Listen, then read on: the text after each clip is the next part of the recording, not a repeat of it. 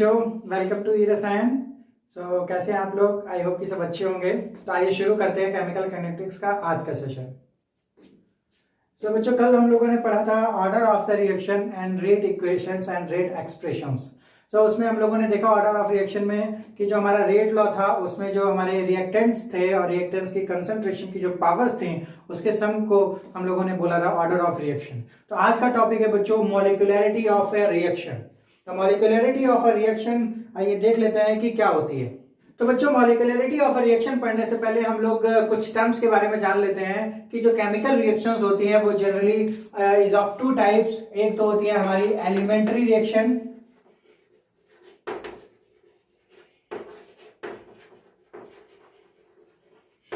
और दूसरे तरीके की रिएक्शन होती है हमारी कॉम्प्लेक्स रिएक्शन।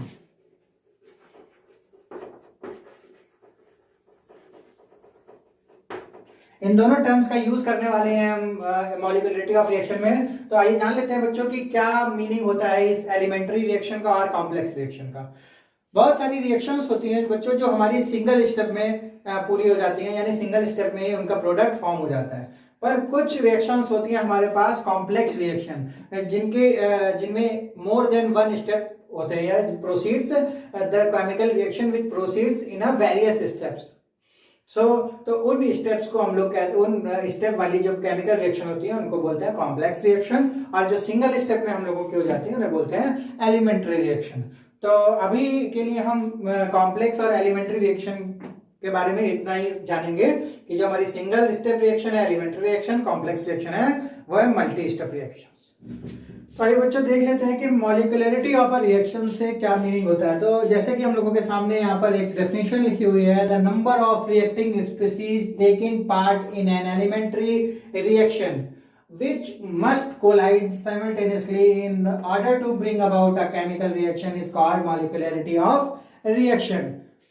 यहाँ पर क्या कह रहे हैं बच्चों कि number of reacting species, that means जो हमारी रिएक्टेंट के स्पीसीज या रिएक्टेंट जो होता है जो आपस में रिएक्ट करता है और क्या बनाता है प्रोडक्ट। तो जो रिएक्टेंट के जो नंबर्स हैं उसकी बात की जा रही है कि जो नंबर ऑफ रिएक्टिंग स्पीसीज है जो कि किसी एलिमेंट्री रिएक्शन में पार्ट ले रहा है, यानी एलिमेंट्री कोई रिएक्शन है उसके जो रिएक्टेंट है number of reactant which must collide simultaneously in order to bring about the chemical reaction. तो रिएक्टेंट के वो नंबर्स जो कि क्या करते हैं आपस में कोलाइड करके प्रोडक्ट फॉर्म कर रहे हैं। तो उन रिएक्टेंट्स के नंबर को हम लोग क्या कह रहे हैं? Molecularity of a reaction. तो अगर हम लोग बच्चों सिंपल लैंग्वेज में समझें तो मॉलिक्यूलरिटी ऑफ रिएक्शन क्या है कि जो हमारे रिएक्टेंट के मॉलिक्यूल्स हैं उनके नंबर्स को यहाँ पर क्या कहा जा रहा है? Molecularity of reaction. और उनके बारे में एक और बात की जा रही है कि वो जो नंबर ऑफ रिएक्टेंट्स हैं वो नंबर्स हैं जिनके कोलाइड करने पर हमारा प्रोडक्ट फॉर्म हो रहा है। तो ये जो कितने तरीके की मॉलिक्यूलरिटी होती है आइए उसके बारे में हम लोग देखते हैं विद एग्जांपल्स। तो बच्चों हमारे पास यहाँ पर 3 एग्जांपल्स दिए हुए हैं। 3 केमिकल रिएक्शंस आर गिवन। तो फर्स्ट एग्जांपल है हमारा NH4NO2 का डिकम्पोजिशन हुआ है N2+H2O में। तो बच्चों यहाँ पर जो रिएक्टेंट मॉलिक्यूल है वो है हमारा, उसका जो नंबर है वो है 1। तो दैट इज वाई इस रिएक्शन की अगर मॉलिक्यूलरिटी देखेंगे तो हमारे पास आ जाएगी 1। तो इस रिएक्शन को हम लोग कहेंगे unimolecular reaction. Unimolecular reaction because of molecularity is 1, because of number of reactant is 1।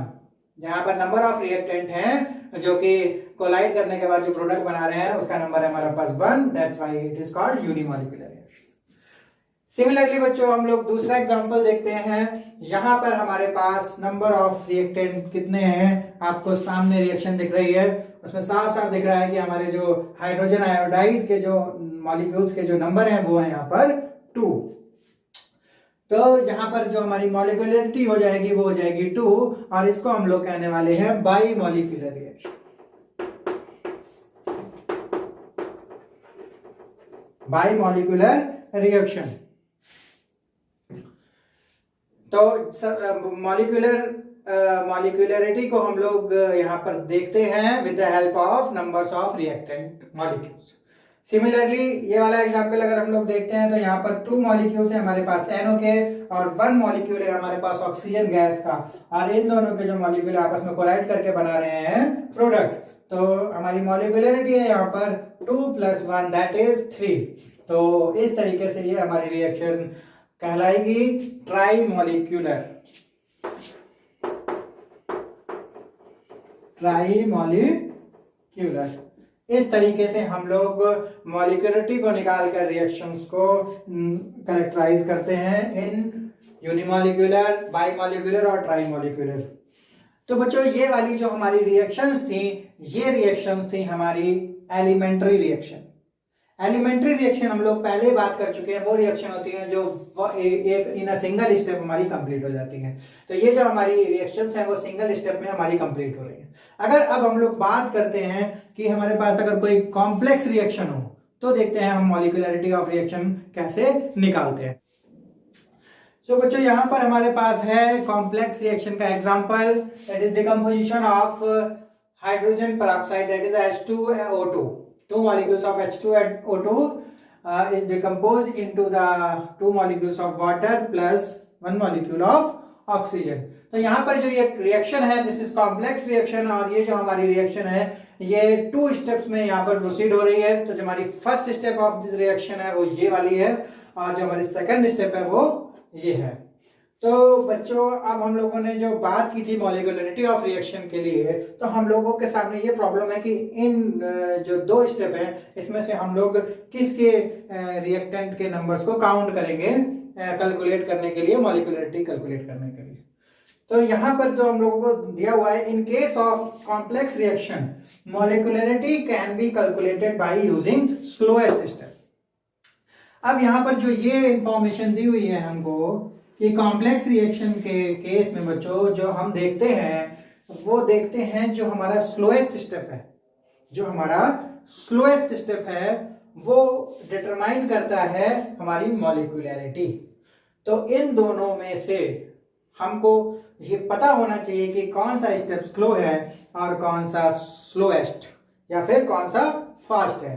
तो जो इन यहाँ पर केवल 2 स्टेप हैं, तो इस केस में हमारा जो ये वाला स्टेप है ये हमारा स्लो स्टेप है और ये फास्ट है। तो ये हमको डाटा दिया होगा बच्चों। तो इस तरीके से जब हम लोग मॉलिक्यूलरिटी कैलकुलेट करेंगे तो हम लोग केवल इस स्टेप को ध्यान में रखेंगे, और इस स्टेप के लिए जो हमारी रिएक्टेंट है, नंबर ऑफ रिएक्टेंट वो है 1, तो इसलिए हमारी ये इसकी जो मॉलिक्यूलरिटी हो जाती है वो हो जाती है 1, और हमारी रिएक्शन हो जाएगी यूनिमॉलिक्यूलर। वेयर एज जब हम लोग इस रिएक्शन को इस फॉर्म में देखते हैं तो हमारी जो मॉलिक्यूलरिटी दिख रही है वो यहाँ पर है हमारी 2। दैट मीन्स अगर हम लोग इस चीज को फॉलो ना करते, अगर डायरेक्ट यहाँ से देखते तो हमारी इसकी आ जाती बाई मॉलिक्यूलर, जो कि बच्चों ये गलत होता। इसका जो सही आंसर है वो हमारा है unimolecular reaction. This reaction is unimolecular reaction. तो बच्चों ये वाला हमारा जो एग्जाम्पल है बहुत इंपॉर्टेंट है in case of complex reaction. तो हम लोग एक एग्जाम्पल और देख लेते हैं जिससे हम लोगों का जो भी कॉन्सेप्ट है वो बिल्कुल ही क्लियर हो जाएगा। तो बच्चों ये हमारा दूसरा एग्जाम्पल है, ये हमारी रिएक्शन है और ये भी कॉम्प्लेक्स रिएक्शन है, 2 स्टेप्स में प्रोसीड हो रही है। तो इसमें हम लोगों को एक डाटा चाहिए कि हमारा कौन सा स्लो स्टेप है। तो जो ये वाला हमारा स्टेप है वो है हमारा स्लोएस्ट स्टेप या फिर स्लो स्टेप।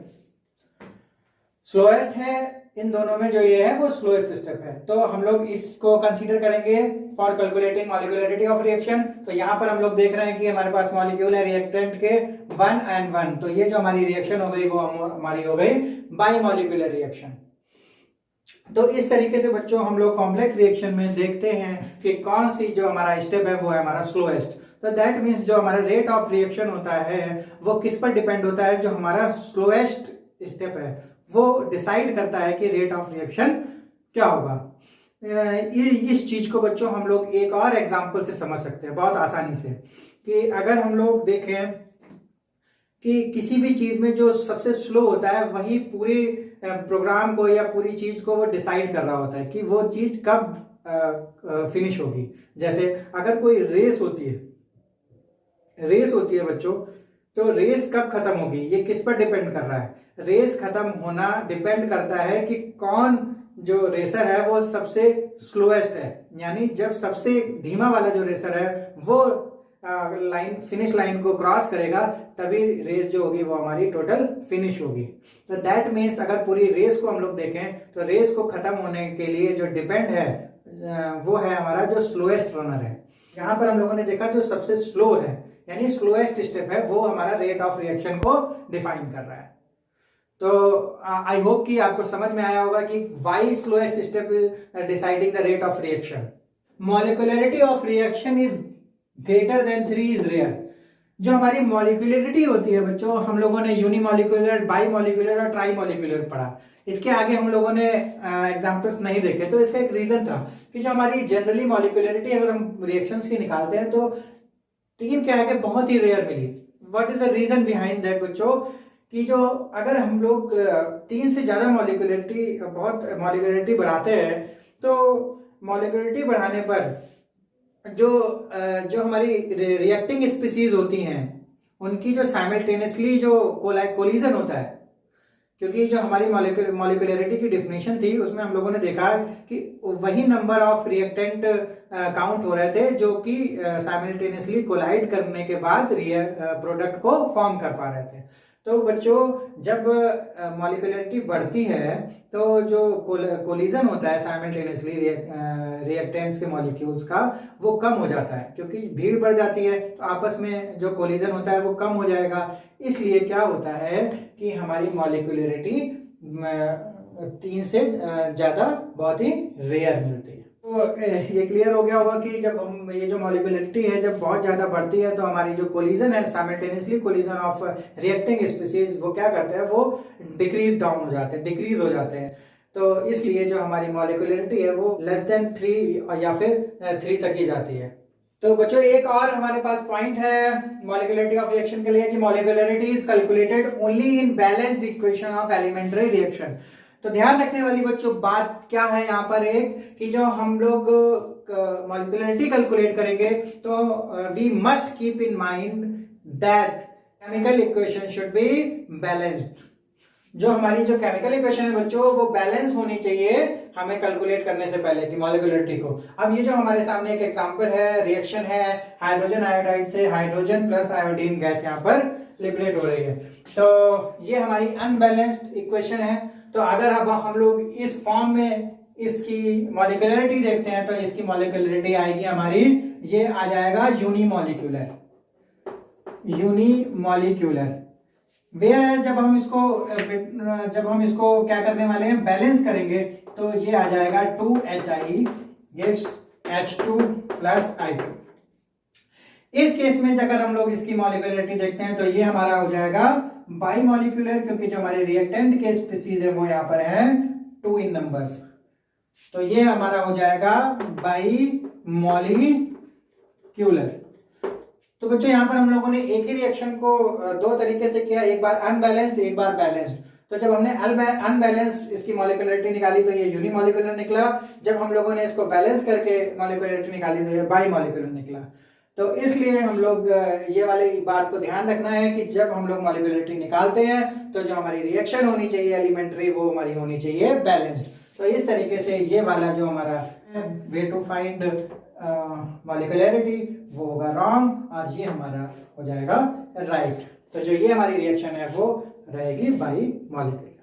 तो आइए अब हम लोग बात करते हैं जो हम लोगों ने लास्ट सेशन में ऑर्डर ऑफ रिएक्शन पढ़ा था और आज के सेशन में जो हम लोगों ने बच्चों मॉलिक्यूलरिटी ऑफ रिएक्शन पढ़ी है कि इन दोनों के बीच में क्या मेजर और माइनर डिफरेंसेस होते हैं।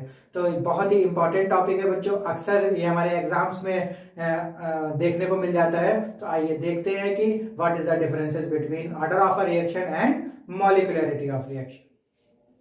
तो आइए बच्चों अब हम लोग देख लेते हैं कि difference between order of a reaction and molecularity of reaction. तो जो हमारा फर्स्ट डिफरेंस है यहाँ पर, जो हमारा ऑर्डर ऑफ रिएक्शन होता है हम लोग कैसे निकालते थे, जो हमारा रेट एक्सप्रेशन था उसके में जो रिएक्टेंट के कंसंट्रेशन के ऊपर जो पावर्स थी हमारी एक्स एंड वाई उसकी जो सम था उसको हम लोग बोल रहे थे यहाँ पर order of reaction. Whereas जो हमारी मॉलिक्यूलरिटी ऑफ रिएक्शन थी वो हमारे थे number of reactant species which undergoing simultaneous collisions. यहाँ पर जो हमारे नंबर ऑफ रिएक्टेंट्स थे और उनमें से भी वो नंबर ऑफ रिएक्टेंट जो कि हमारे साइमल्टेनियसली कोलिजन कर रहे थे। तो दूसरा देख लेते हैं हम लोग यहाँ पर डिफरेंस कि जो हमारा ऑर्डर ऑफ रिएक्शन है टोटली एक्सपेरिमेंटल कॉन्सेप्ट है। और एक्सपेरिमेंटल कॉन्सेप्ट इसलिए क्योंकि जो हमारी एक्स और वाई की जो वैल्यूज है वो हमारा जो डाटा है वो हमारा एक्सपेरिमेंट के थ्रू यहाँ पर पता चलता है, क्योंकि हम लोग इसको थ्योरेटिकली नहीं कैलकुलेट कर सकते, इसलिए दिस कांट बी कैलकुलेटेड। जो हमारी ऑर्डर ऑफ रिएक्शन है, ऑर्डर ऑफ रिएक्शन, उसको हम थ्योरेटिकली कैलकुलेट नहीं कर सकते।